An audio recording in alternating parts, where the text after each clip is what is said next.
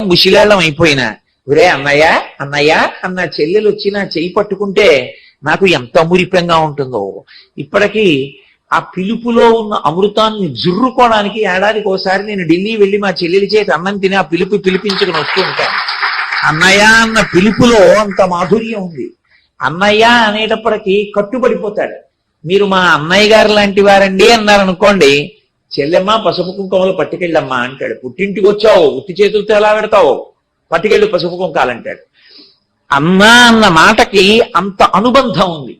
రాక్షసత్వం అన్న మాటకు అర్థం ఏమిటంటే ఏ అనుబంధాలలో ఉన్నటువంటి మాధుర్యాన్ని అనుభవించలేకపోవడం. వాడికి కొడుకు పట్ల మాధుర్యం ఉండదు, మనవడి పట్ల మాధుర్యం ఉండదు.